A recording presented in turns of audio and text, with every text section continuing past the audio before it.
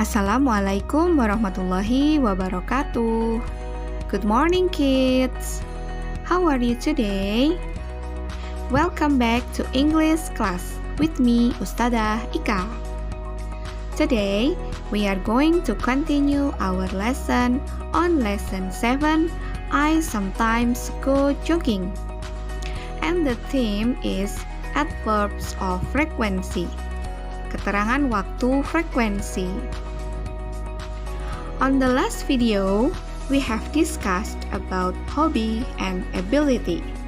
Jadi, di video pembelajaran minggu lalu, kita telah membahas tentang kegemaran dan kemampuan. For example, sebagai contoh, my hobby is cooking. Hobiku adalah memasak. And I can cook. Aku bisa memasak. Ini adalah ungkapan untuk kemampuan. Okay, kids, back to our theme, adverbs of frequency. Keterangan waktu frekuensi. We can use, kita bisa menggunakan beberapa kata berikut ini. Yang pertama, always, selalu. Maksudnya adalah untuk menunjukkan kita selalu atau pasti melakukan sesuatu. Nah, di sini Ustadzah gambarkan dengan centang 3 ya. Yang kedua, usually, biasanya. Maksudnya adalah untuk menunjukkan kita biasa melakukan sesuatu. Dan frekuensinya tentu lebih sedikit daripada always. Karena itu, di sini Ustadzah gambarkan dengan centang 2, karena frekuensinya lebih sedikit dari kata always. Yang ketiga adalah sometimes, kadang-kadang. Maksudnya adalah untuk menunjukkan kita terkadang melakukan sesuatu. Tidak setiap hari dan juga tidak menjadi kebiasaan. Nah, di sini Ustadzah gambarkan dengan centang 1. Karena frekuensinya lebih sedikit lagi daripada always dan usually. Dan yang terakhir, yang keempat adalah never. Never di sini artinya tidak pernah.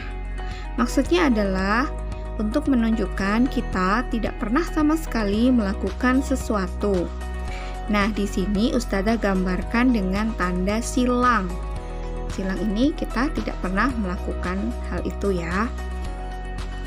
Nah, untuk letak adverb of frequency, letaknya adalah setelah subjek. Jadi subjek itu biasanya di awal kalimat, bisa orang. Nah, setelah subjek, baru kita sebutkan frekuensinya. Untuk lebih jelasnya, simak contoh berikut ya. Number 1, Tigor always plays basketball with his friends after school. Jadi artinya Tigor selalu bermain basket dengan teman-temannya setelah sekolah.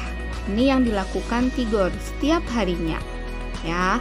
Jadi kita bisa gunakan always, selalu. Number 2. Donna usually skates with her friends on holidays. Artinya, Donna biasanya bermain papan roda dengan temannya saat liburan. Jadi, bermain skatesnya ini hanya dilakukan saat liburan. Makanya kita gunakan usually, biasanya. Number 3, Nurul sometimes cooks with her mother in the morning. Artinya, Nurul kadang-kadang memasak dengan ibunya di pagi hari. Jadi, tidak setiap hari Nurul memasak dengan ibunya. Makanya di sini kita gunakan kata sometimes. Next, number 4. Maylin never plays the guitar. Artinya, Maylin tidak pernah bermain gitar. Never, tidak pernah. Nah, itu adalah contoh dari Ustadzah. Now, for your assignment, untuk tugasnya ada di halaman 118.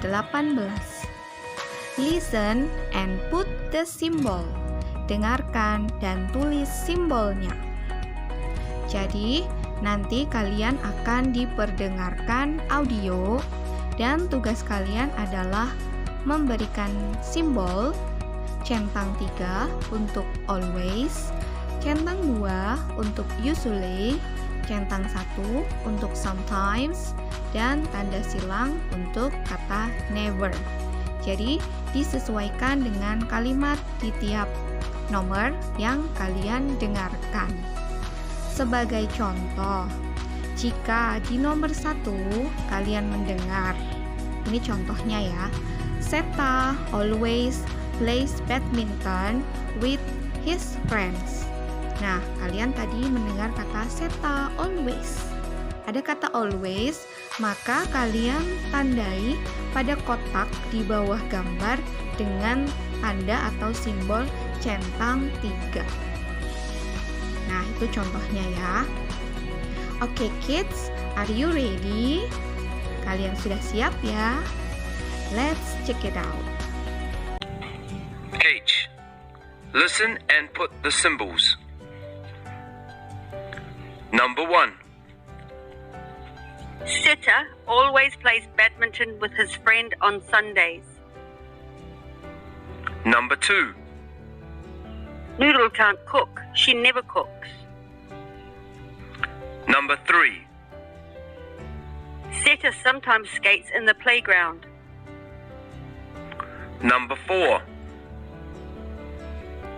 Tigor usually goes jogging on holidays. Number 5. Malin and her friends are at the playground. They always play basketball on Sundays.